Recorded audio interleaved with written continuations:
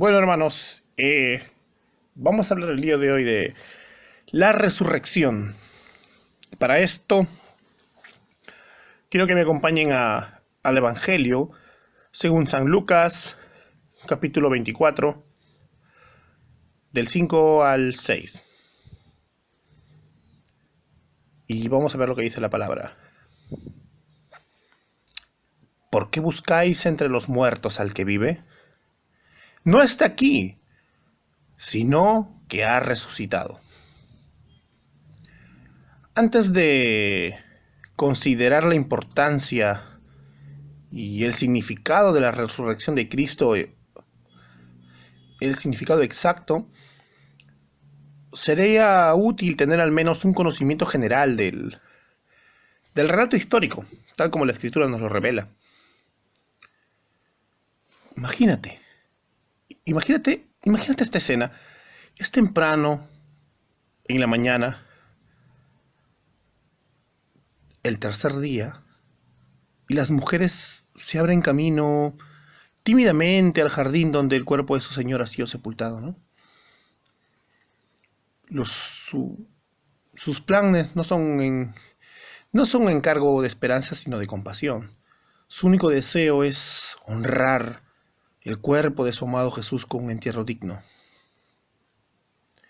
Y me imagino que su conversación se limita a lo que se convertiría en un tecnicismo menor.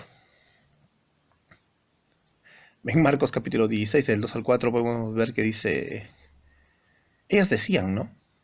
¿Quién nos removerá la piedra de la entrada del sepulcro? Ya que la piedra era sumamente grande.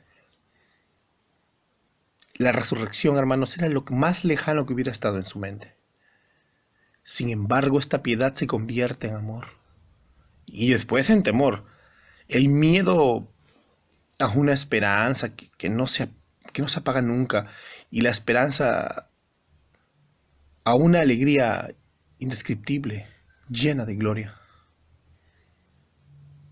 Ellos encuentran una piedra movida, una puerta abierta, una tumba vacía y una proclamación de un ángel que les dice que por qué buscas a los vivos entre los muertos.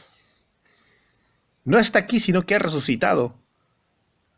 Acordaos de lo que os habló cuando aún estaba en Galilea, diciendo, el Hijo del Hombre se ha entregado en manos de hombres pecadores y que sea crucificado y resucita el tercer día de nuevo. Y estas mujeres salen corriendo de la tumba con temor, pero también con alegría, con una alegría sorprendente. Y corren a traer a los demás y a contarles el testimonio. Pero parece que cuando llegan a contarles a los apóstoles su testimonio, a esto les parece tal vez una palabrería sin sentido. Pero bueno, y esperando contra toda esperanza, Pedro y Juan van al sepulcro vacío. Después, digamos, de una investigación breve, y me imagino que desconcertante, regresan a los otros sin nada seguro que decirles. Como dice Juan capítulo 20, verso 9, porque todavía no habían entendido la escritura que Jesús debía resucitar entre los muertos. Ah, mm, digamos en su salida rápida, ¿no? Dejan atrás el llanto de María Magdalena, que se convierte en la primera en ver al Señor resucitado. Y él encarga que regrese de nuevo a los discípulos incrédulos con otra confirmación de su resurrección. Se lo podemos ver en el capítulo del según San Juan, capítulo 20, del 11 al 18. Y a esto le sigue otra aparición a las mujeres que regresan de la tumba. Y luego, por un tercero, a Cleofás y otro discípulo en el camino de Maús, como vemos en el capítulo 28 de Mateo y en Lucas 24. Por último, Jesús se aparece a Pedro y después a los demás. Incluso parece que su medio hermano incrédulo Santiago, en un encuentro que altera su vida, se convierte en parte del grupo apostólico y en un pilar de la iglesia de Jerusalén, como lo vemos en 1 Corintios 15 y en Hechos.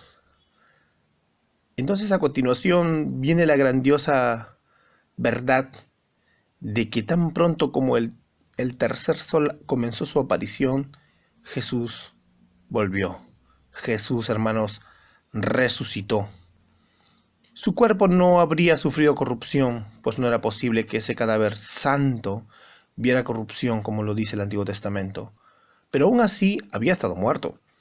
Y por el poder de Dios, por su propio poder, por el poder del Padre, por el poder del Espíritu, antes de que el sol hubiera salido, su cadáver fue revivido. El corazón comenzó a latir de nuevo y la sangre comenzó a circular a través de su cuerpo. El alma del Redentor otra vez estaba ahí. Allí estaba dentro del sepulcro y vivo. En verdad, no sé, en cuanto a todas sus partes, como lo estuvo siempre, vivo. Pero esta vez en gloria. Y él salió de la tumba literal y verdaderamente en un cuerpo material. Y vivió entre los hombres hasta que subió al cielo. Y esta es la verdad que ha de enseñarse en estos tiempos.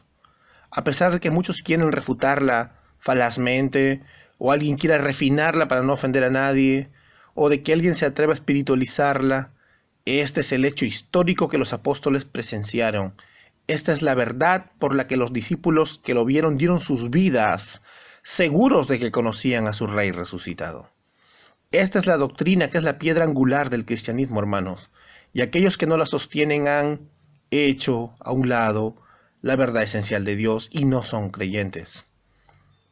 ¿Cómo pueden esperar la salvación de sus almas si no creen que ha resucitado el Señor verdaderamente? Primera carta a los Corintios, capítulo 15, a partir del verso 13, el apóstol Pablo nos dice claramente: y si no hay resurrección de muertos, entonces ni siquiera Cristo ha resucitado. Y si Cristo no ha resucitado, vana es entonces nuestra predicación, y vana también nuestra fe. Aún más, somos hallados testigos falsos, porque hemos testificado contra Dios que Él resucitó a Cristo, a quien no resucitó si en verdad los muertos no resucitan.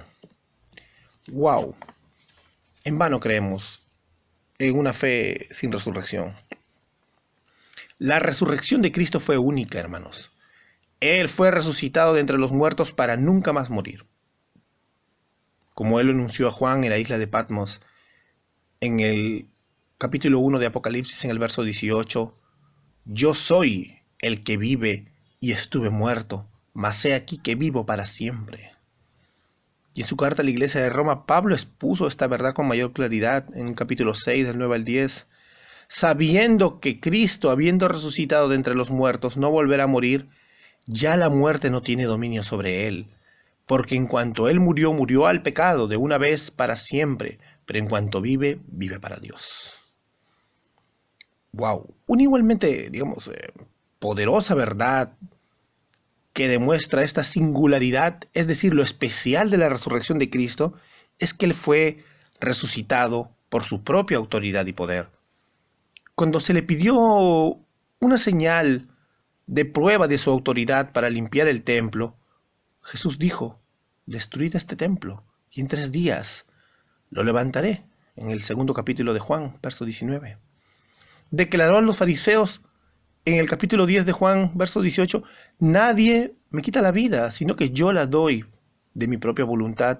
Tengo autoridad para darla y tengo autoridad para tomarla de nuevo. Es decir, la resurrección de Cristo fue exclusiva de Él. No era una mera revivificación que solo prolongaría la vida hasta la próxima pelea con la muerte, como le ha pasado a otros en el Antiguo Testamento o con Lázaro. Más bien, Él ha triunfado sobre la muerte, el infierno y la tumba. Él vive para no morir más. La resurrección de Jesús, hermanos, es esa enorme e invencible prueba de quién es Él realmente y lo que Él ha logrado en favor de su pueblo. Es una gran vindicación de Cristo incluso antes de sus enemigos. Los escribas menospreciaron a Jesús como un hombre que no había estudiado. Los gobernantes le rechazaron como profeta inadaptado de Galilea, y los fariseos lo ridiculizaron como un asociado de Belcebú y un amigo de pecadores, como podemos ver en los evangelios. Sin embargo, Todos sus ataques se desvanecieron y sus argumentos se vinieron abajo cuando aquel que crucificaron, como dice Romanos capítulo 1, fue declarado Hijo de Dios con poder según el Espíritu de Santidad por la resurrección de entre los muertos. Los soldados se burlaban de Jesús y de su camino al Calvario. Recuerda, en los evangelios le dicen, salve, rey de los judíos, de una manera sarcástica, pero ellos temblaron de miedo y quedaron como muertos cuando el ángel quitó la piedra y no estaba más ahí. Los principales sacerdotes, los escribas, los ancianos, le insultaban.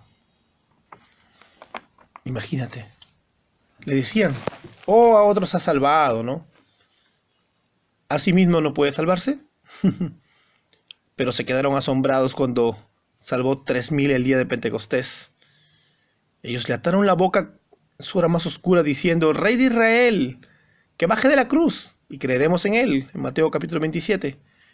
Pero luego temblaron cuando el pescador, con el poder de la resurrección de su Señor, les declaró, sepa pues con certeza que toda la casa de Israel, que este Jesús a quien vosotros crucificasteis, Dios le ha hecho Señor y Cristo. Hermanos, la resurrección, punto 1 entonces, es exclusiva de Jesús mismo. Otro punto que quiero tocar es este tema de la resurrección como una confirmación de nuestra fe. La tumba vacía no solo era una reivindicación de Jesucristo hasta el mundo, también es una confirmación de la fe del cristiano. El hecho de que Dios le levantó de los muertos es una prueba de que Dios ha aceptado su sacrificio expiatorio, es decir, nuestro reemplazo por los pecados. En el capítulo 4 de Romanos, el apóstol Pablo le dice a la iglesia de Roma que Cristo fue entregado por causa de nuestras transgresiones y resucitado para nuestra justificación. La clave para entender este texto se encuentra en la repetición de la preposición griega dia, que se traduce con precisión por causa. Cristo fue entregado a la muerte porque Él llevó nuestros pecados, y Dios le resucitó de entre los muertos porque Él aceptó su muerte como un sacrificio expiatorio por nuestros pecados. Es un sacrificio agradable al Señor. Por lo tanto, la resurrección de Cristo es la confirmación de que los pecados de su pueblo han sido expiados. Y eso es una gran y hermosa noticia para nosotros. Es nuestra justificación asegurada. Teólogo antiguo Thomas Trainer escribe, déjame citarlo, decir que Jesús fue resucitado para nuestra justificación es decir que su resurrección auténtica es y confirma que nuestra justificación está asegurada. La resurrección de Cristo es la evidencia de que su obra por nosotros se ha completado. Fin de la cita. Es importante entonces, hermanos, señalar que, según las propias palabras de Cristo, su obra redentora en favor de su pueblo está consumada. En el capítulo 19 de Juan, él dice, consumado es. No fuimos justificados en el momento que Cristo fue resucitado. Las Escrituras enseñan que la justificación se otorga a una persona en el momento en que ella cree. Somos justificados por la fe en la persona y obra de Cristo, como dice el capítulo 5 de Romanos. Y ese texto enseña que Cristo resucitó porque Él es verdaderamente el Mesías y su muerte fue aceptada por Dios como pago por los pecados de su pueblo. En la resurrección tenemos la promesa divina de que por la fe en su sacrificio somos justificados ante Dios. Dios resucitó a Jesús de Nazaret de entre los muertos, hermanos, porque era exactamente lo que Él dijo que Él era, y su muerte logró exactamente lo que Él dijo que haría. Es maravilloso, hermano. Cristo vindicó a su Padre cuando Él murió en el Calvario y demostró que el Dios que justifica al impío está más allá de toda queja, de todo reproche, de todo argumento.